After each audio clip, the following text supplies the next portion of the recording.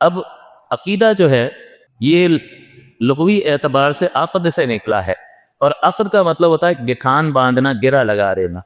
تو عقیدہ کسی چیز کو، اس لیے عقیدہ یہ لغوی اعتبار سے ہو گیا گرہ لگانا، اور شریعت کی زبان میں عقیدہ کہتے ہیں یہ سوچ اور فکر کا نام ہے، خیال کا نام ہے، نظریے کا نام ہے، جس کو انسان اپنا دین بنا لیتا، جس پر یقین کرے اور جس کو اپنا دین بنائے۔ اس کا مطلب اس کا عمل سے کوئی تعلق نہیں ہے، یہ یہاں پر ہوتا ہے عقیدہ۔ تو اس میں کتنی چیزیں ہو گئیں؟ ایک تو آ گیا یقین، اس کا مطلب یقین سے جو کم درجہ ہے وہ ایمان نہیں بن سکتا۔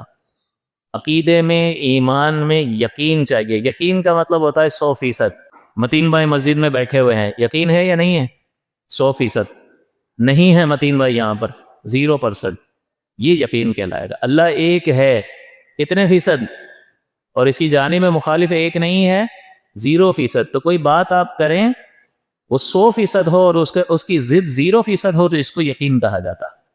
اور ایمان میں یقین لازم ہے۔ اگر یہ تھوڑا سا نیچے آئے 90% اور 10% زائد آ گیا ہے، 10% مجھے لگ رہا ہے شاید نہ بھی آیا ہو، تو یہ 90% والا ظن غالب کہلاتا ہے، اور اس کو کہتے ہیں وہم۔ نہ ظن غالب عقیدے میں چلتا ہے نہ وہم چلتا ہے۔ عقیدے میں کیا چلے گا؟ You will have to be 100% sure about this, about your beliefs۔ آپ کو اپنے عقائد کے بارے میں یقین کی ضرورت ہے۔ اگر یوں ہو جائے 50% زائد آ گیا ہے، آیا نہیں آیا، 50% ہے، تو اس کو شک کہا جاتا۔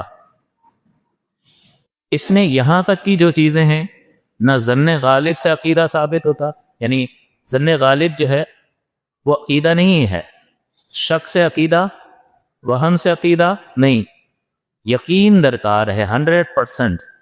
اللہ تعالیٰ ایک ہے 100%، نبی اکرم صلی اللہ علیہ وسلم اللہ کے سچے رسول ہیں 100%، حضور آخری پیغمبر ہیں 100%، ایسا ہی ہے۔ اور اس کی جانب مخالف حضور معاذ اللہ آخری نبی نہیں ہے، 0%۔ تو جس کی جانب مخالف بالکل 0% ہو وہ یقین کہلاتا ہے، اور عقیدے میں یقین کی ضرورت ہوتی ہے۔ تو پہلی چیز جو ہے، یعنی آپ کے ذہن میں جو چیزیں ہوتی ہیں وہ یقین بھی ہو سکتا ہے، ظن غالب بھی ہو سکتا ہے، وہم بھی ہو سکتا ہے، اور شک بھی ہو سکتا ہے۔ بہت ساری چیزیں دماغ میں ہوتی ہیں یا نہیں؟ تو کیا سب یقین کے درجے میں ہوتی ہیں؟ نہیں، بعض یقین کے درجے میں، بعض اس درجے میں، بعض اس درجے میں، اور بعض شک اور وہم کے درجے میں۔ تو عقیدے میں 100% چلتا ہے یقین۔ ایک تو بندہ جس بات پر یقین کرے اور اسے اپنا دین بنائے۔ یقین آپ کو بہت ساری چیزوں کا ہوتا ہے، جیسے یہ مسجد ہے، یقین ہے یا نہیں ہے؟ یقین ہے، لیکن اس کو ہم اپنا دین تو نہیں بنا رہے۔ یہاں پر افراد موجود ہیں، یقین ہے یا نہیں؟ یقین ہے، لیکن یہ ہم نے ایسے اپنا دین نہیں بنایا۔ اللہ ایک ہے، یقین بھی ہے اور ہمارا دین بھی ہے یا نہیں؟ نبی کریم اللہ کے رسول ہیں، یقین ہے اور ہمارا دین بھی ہے۔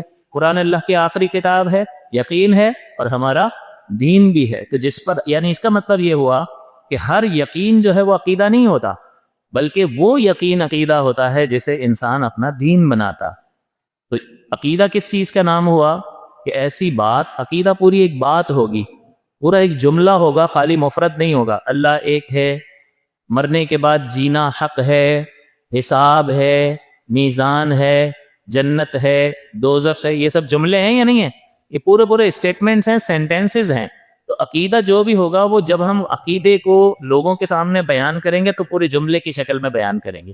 تو عقیدہ ایک بات ہوتی ہے، اور اس بات کے ہمیں یقین ہوتا ہے، اور اس بات کو ہم اپنا دین بناتے ہیں، وہ عقیدہ کہلاتا ہے۔ تو اب آسان نتیجہ کیا نکلے گا کہ عقیدہ کس کو کہیں گے؟ یاد کرنے والی چیزیں، ایسی بات جس پہ ہمیں یقین ہو اور ہم اسے اپنا دین بنائیں، اس کو عقیدہ کہا جاتا ہے۔ ایسی بات جسے ہم اپنا دین بنائیں، جس پر ہمیں یقین ہو اور ہم اسے اپنا دین بنائیں، اس کو عقیدہ کہا جاتا ہے۔ بس آخری بات کر کے ختم کرتے ہیں۔ عقیدے کس دلیل سے، عقائد جو ہیں وہ کس دلیل سے ثابت ہوتے ہیں؟ تو دلیل اس کی کون سی ہو سکتی ہے؟ قرآن ہوگی، سنت نبی پاک صلی اللہ علیہ وسلم کی احادیث طیبہ، اور عقل، اور اسی سے نکلتا ہے سواد اعظم۔ یہ تینوں ایک ہی جگہ جمع ہو جاتے ہیں۔ قرآن سے عقیدہ ثابت ہوگا یا نہیں ہوگا؟ ہوگا۔ ہدی للمتقین فرمایا کہ کتاب ہدایت دینے والی ہے متقین کو.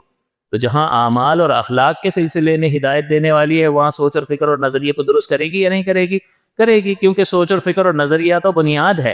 اس بنیاد پر عمل کی عمارت تعمیر ہوتی ہے. جس کا عقیدہ ہی ٹھیک نہیں ہے اس کو اس کے عمل کا کوئی فائدہ آخرت میں حاصل نہیں ہوگا. تو سب سے بنیادی چیز ایمان ہے. تو قرآن جہاں اعمال کو بیان کرتا ہے، اخلاق کو بیان کرتا ہے، وہاں عقیدے کو بھی بیان کرے گا. تو آپ کہیں گے قرآن سے عقیدہ ثابت ہوتا ہے. سنت کہتے ہیں نبی اکرم صلی اللہ علیہ وسلم کے مبارک طریقے کو. تو حضور نے جو کچھ ارشاد فرمایا احادیث طیبہ سے بھی عقیدہ ثابت ہوگا یا نہیں؟ ثابت ہوگا. سواد اعظم کا مطلب ہوتا ہے بڑی جماعت. تو بڑی جماعت جس نظریے کو اختیار کر لے وہ اس نظریے کے حق ہونے کی دلیل ہوتا ہے. یہ کہاں سے پتہ چلا؟ نبی اکرم صلی اللہ علیہ وسلم نے فرمایا کہ لا تجتمع امتی علی ضلالۃ، کہ میری امت گمراہی پر جمع نہیں ہوگی. تو اگر بہت بڑا گروہ کسی ایک عقیدے پر جمع ہو جائے اور بندہ کہے کہ یہ عقیدہ گمراہی ہے تو پھر نبی کریم کا فرمان معاذ اللہ غلط قرار پاتا ہے کہ حضور نے تو فرمایا تھا کہ میری امت گمراہی پر جمع نہیں ہوتی، اور یہ دیکھو گمراہ ہو گئے، اتنی بڑی جماعت گمراہ ہو گئی. تو یہ نہیں ہو سکتا. نبی کریم نے حق فرمایا. اس کا مطلب امت کا ایک بہت بڑا گروہ جس عقیدے پر جمع ہو جائے گا وہ اس عقیدے کے حق ہونے کی دلیل ہوگا. جیسے نبی مکرم صلی اللہ علیہ وسلم کا میلاد مبارک قرآن عظیم سے بھی اس کے تصحیح دلائل اس کے مستحق ہونے پر، لیکن امت کی ایک بہت بڑی تعداد اہل سنت و جماعت جو ہے، اور صرف پاکستان نہیں پوری دنیا میں پھیلے ہوئے ہیں، عرب اور عجم میں پھیلے ہوئے، یہ بہت بڑا طبقہ، سب سے بڑا طبقہ، سواد اعظم سب سے بڑی جماعت جو ہے وہ اس عقیدے پر جمع ہے. اگر ہم کہیں کہ یہ گمراہی ہے تو اس کا مطلب حضور کا فرمان معاذ اللہ غلط بنتا ہے کہ میری امت گمراہی پر جمع نہیں ہوگی، اور یہ سب اس پہ جمع ہو گئے جو گمراہی ہے. اس کا مطلب کیا ہوا؟ یہ عقیدہ حق ہے. تو سواد اعظم جو ہے وہ یعنی بڑی جماعت جو ہے کسی عقیدے پر جمع ہو تو وہ اس عقیدے کے حق ہونے کی دلیل ہوتا ہے، کیونکہ حضور نے فرمایا.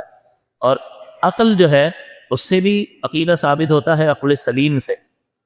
اس کی وجہ یہ ہے کہ اللہ تعالیٰ نے بارہا مقامات پر یا اول الباب، اے عقل مندو غور کرو، افلا تعقلون، کیا تمہیں عقل نہیں ہے، تمہیں سمجھ نہیں ہے. اور بہت سارے مقامات پر اللہ تعالیٰ نے عقلی دلائل ارشاد فرمائے اپنی وحدانیت کو ثابت کرنے کے لیے، اپنے خالق ہونے کو ثابت کرنے کے لیے. اور عقل جو ہے اس لیے بھی دلیل ہے کہ بہت سارے عقائد عقل سے ثابت ہوتے ہیں.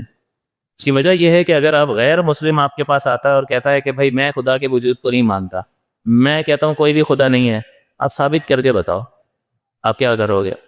آپ کہو گے دیکھو قرآن میں فرمایا قل هو اللہ احد، دیکھو قرآن میں فرمایا هو اللہ الذی لا الہ الا هو، وہ اللہ ہے، اس کے سوا کوئی لائق عبادت نہیں ہے. وہ کہے گا بھائی کون سی دنیا کے لوگ ہو تم، میں اللہ کو ہی نہیں مانتا ہوں اور تم مجھے اسی کے کلام سے دلیل دے رہے ہو. تو پہلے تو اللہ کو ثابت کرو نا، اس کے وجود کو ثابت کرو، پھر اس کے لیے صفت کلام کو ثابت کرو، پھر یہ ثابت کرو کہ یہ اس کی طرف سے آیا ہے تو مانا جائے. پہلے تو میں تو اللہ ہی کو نہیں مانتا ہوں تو اس کے کلام کو کیسے مان لوں گا؟ تو آپ اس کو کیسے قائل کریں گے؟ کیسے اس کو دلیل دیں گے کہ خدا ہے؟ تو اگر غیر مسلم کو قرآن اور سنت سے اگر دلیل دیں گے تو وہ مانے گا ہی نہیں، کیونکہ وہ تو یہ دلیل کس کو مفید ہے؟